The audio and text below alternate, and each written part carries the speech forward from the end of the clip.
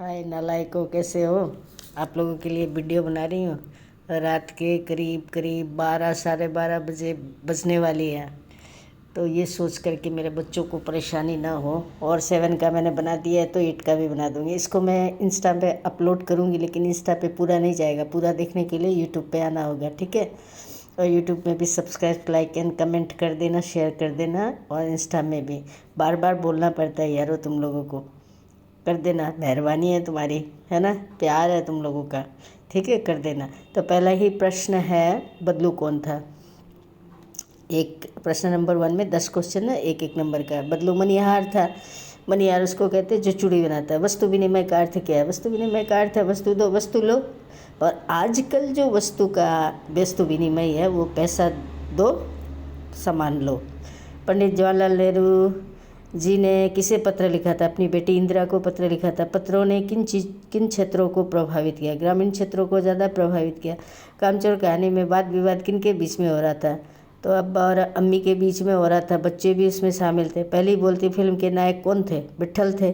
संवाद फिल्म में कैसे कलाकारों की आवश्यकता होती थी। पढ़े लिखे कलाकारों की आवश्यकता होती थी। आलमारा फिल्म तैयार होने में कितना समय लगा। 4 महीने की कड़ी मेहनत लगी। बिलवासी मित्र कौन था। बिलवासी मित्र झाऊलाल का परम मित्र था। पडुकुट्टई है क्या। पडुकुट्टई केरल में एक सर्वाधिक गरीब जिला है ना, बहुत गरीबी जिला है वो। पडुकुट्टई तमिलनाडु में है। तमिलनाडु नहीं है, तमिलनाडु है, याद रखना। अब 2 नंबर प्रश्न है, दिए गए प्रश्नों के उत्तर लिखे। 2 × 5 दो नंबर का। साइकिल आंदोलन से पडुकुट्टई की महिलाओं के जीवन में कौन से बदलाव आए। भाई उनका जीवन ही बदल गया। पहले तो बेटो पिता, है ना, भाइयों पर निर्भर रहना पड़ता था, वो कमी दूरी हो गई। दूसरा, आर्थिक तंगी दूरी हो गई। समय की बचत हो गई। पैसा बचने लगा। परिवार में बच्चों की देखभाल अच्छी तरह से होने लगी। तो स्त्रियों की तो बल्ले बल्ले ही हो गई। बिलवासी जी ने रुपयों का प्रबंध कहाँ से किया। अपनी पत्नी के संदूक से चोरी करके किया। लाला झाऊलाल कहाँ रहते थे। उनकी आय का साधन क्या था। तो लाला झाऊलाल काशी के ठठेरी बाजार में रहते थे। उनकी आय का साधन था नीचे की दुकान से किराया 100 रुपये आता था। किसने किसके लिए सुदामा के माध्यम से उपहार भेजा था। तो सुदामा की पति ने सुदामा के माध्यम से कृष्ण के लिए उपहार भेजा था। वो उपहार क्या था। वो उपहार चावल था। सिनेमा ने बोलना सीखा से आप क्या समझते हैं। भाई पहले केवल मूवीज़, है ना, चित्र चलते थे। ये चित्र बोलने वाले चित्र चलने लगे, तो इनको सबाक फिल्म कि जैसे इसमें संवाद आ गया। पहले साइलेंट मूवीज़ हुआ करती थी, उसके बाद संवाद आ गया। बोलना पड़ रहा है, इसलिए पढ़े लिखे कलाकारों की आवश्यकता पड़ती थी, इसलिए इसको सबाक फिल्म कहा जाता है। अतः निम्नलिखित प्रश्नों के सही विकल्प लिखें। आलमारा फिल्म के संबंध में पुलिस के सामने क्या समस्या थी। भीड़ पर नियंत्रण करना बहुत मुश्किल था। संदेश पहुंचाने का काम कौन शीघ्र करने लगा। रेलवे और तार। कवि किसका मोल करने की बात कर रहा है। तलवार का। गोलियों के बारे में कौन सा कथन असत्य है। याद रखना, सत्य नहीं पूछा, असत्य। वे मेहनती थे। गोलियां बहुत मेहनती थी, ये असत्य है। गाँव में डाके को क्या समझा जाता है। देवदूत। शीश पगाना झंगा तन में प्रभु जाने को आहे बसे के ही ग्रामा धोती पटी सील पुटी अरुपाए उपाहन को नहीं सामा। सुदामा किस हालत में कृष्ण के पास में गए थे। तो शीश पर कोई पगड़ी नहीं थी। शरीर पर ढीला ढाला वस्त्र था, है ना। पता नहीं कौन से गांव से आया था। धोती फटी हुई थी और कंधे पर दुपट्टा लटक रहा था और पाँव में चप्पल नहीं थे। तो ऐसी स्थिति में वो कृष्ण के पास गए थे। सुदामा कौन थे और वो कृष्ण के पास क्यों गए थे। सुदामा कृष्ण के बचपन के मित्र थे और सुदामा की पत्नी ने सुदामा को कृष्ण के पास आर्थिक सहायता के लिए भेजा था। निम्नलिखित प्रश्नों का उत्तर विस्तार से लिखिए। कोई 2। लाला झाऊलाल जी ने फौरन 2 और 2 जोड़कर स्थिति को समझ लिया।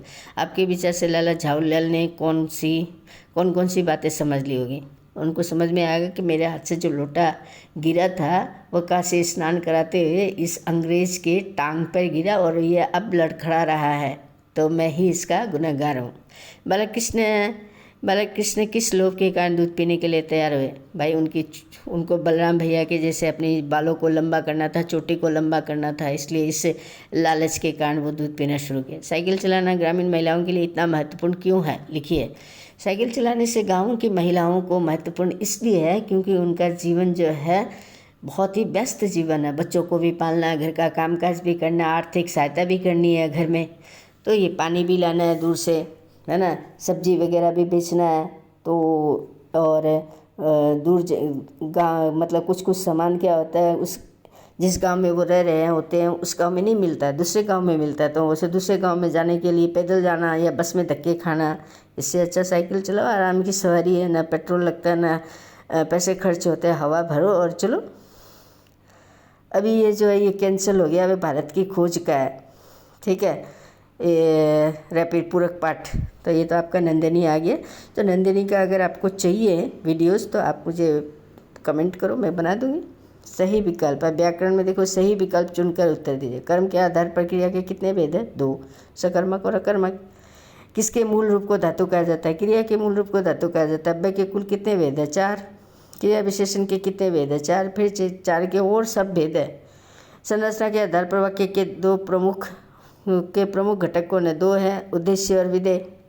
निम्नलिखित मुहावरों को वाक्य में प्रयोग कीजिए। आटे दाल का भाव होला, यहाँ मैंने अर्थ लिख दिया, लेकिन आपको अर्थ से वाक्य नहीं बनाना है, बनाना आपको मेन जो मुहावरा दिया गया उसी से बनाना होगा, लेकिन जब अर्थ आ जाएगा तो सहज हो जाएगा बनाना। आटे दाल का भाव मालूम होना, शादी करके देखो आटे दाल का भाव मालूम हो जाएगा। नौकरी नहीं करोगे तो आटे दाल का भाव मालूम हो जाएगा। आग बबूला हो जाना, तो मुझ पर क्यों आग बबूला हो रहे हो, कारण तो बताओ। एक आंख से देखना, टीचर सभी को एक आंख से देखते हैं, बाय द वे मेरे को छोड़कर शायद कोई देखते होंगे, पता नहीं। गर्दन पर सवार होना है ना, पीछा ही न छोड़ना, भाई क्यों गर्दन पर सवार हो रहे हो, कोई दूसरा काम धंधा नहीं है कि तेरा। कसौटी पर कसना है ना, ज़िंदगी हमेशा कसौटी पर कसती है आदमियों को। ख्याली पुलाव बनाना, ख्याली पुलाव बनाने से कुछ होने वाला नहीं, कुछ काम धाम भी किया करो। वाक्य का रूपांतरण सरल वाक्य में करो। इसमें क्या है कि 3 तरह के वाक्य होते हैं, सरल, संयुक्त और मिश्र, लेकिन इसमें चारों ही टीचर ने संयुक्त वाक्य दे दिए। मैंने उसे पढ़ा कर नौकरी दिलवाई, मैंने उसे पढ़ाया और नौकरी दी, है ना। शाम होते ही गाय लौट आई, शाम हुई और गाय लौट आई। कप नीचे गिरने के कारण टूट गया, कप नीचे गिरा और टूट गया। वह खाना खाकर सो गया, वह खाना खाया और सो गया, उसने खाना खाया और सो गया, दोनों ही सही है।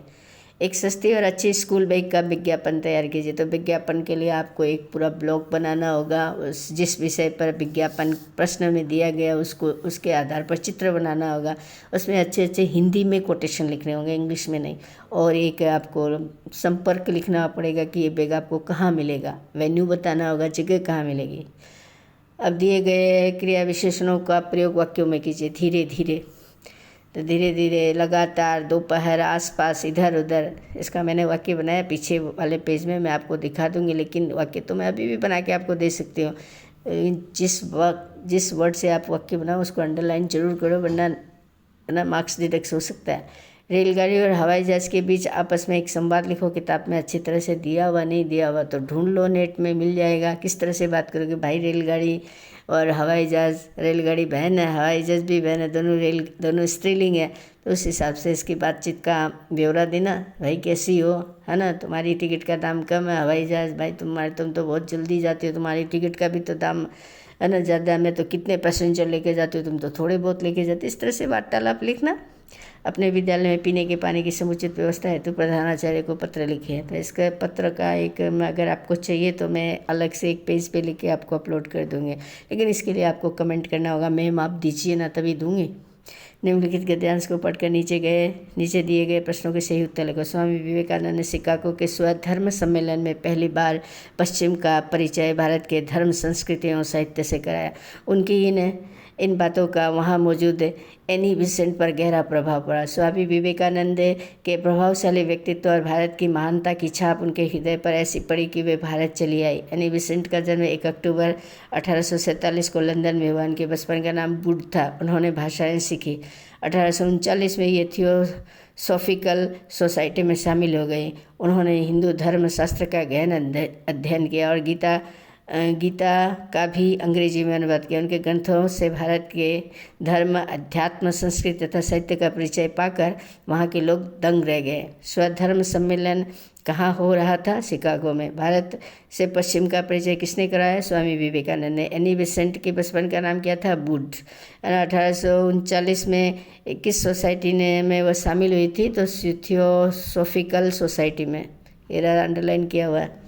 एनी बेसेंट पर किसकी बातों का गहरा प्रभाव पड़ा? स्वामी विवेकानंद जी की बातों का। अब आते हैं वाक्य बनाना। धीरे धीरे दिन ढल गया, तो धीरे धीरे पर अंडरलाइन करो। लगातार, आज लगातार वर्षा हो रही है, तो लगातार पे अंडरलाइन करो। दोपहर को मैं आराम करता हूँ, है ना, दोपहर को लगाओ, अंडरलाइन करो। आसपास, मेरे घर के आसपास एक सुंदर बगीचा। इधर उधर की बातें ना करो या ना किया करो, कुछ भी चलेगा। बाकी तो कोई भी अलग अपने हिसाब से बुद्धि से बना सकता है। तो ये पेपर इस तरह से, इसका डिस्क्रिप्शन, इसका समाधान पूरा हुआ। उम्मीद है आपको पसंद आएगा और आपके आने वाले एग्ज़ाम में इससे भरपूर मदद मिलेगी और एक अच्छा खासा आइडिया मिलेगा। Bye, thank you, take care, good night.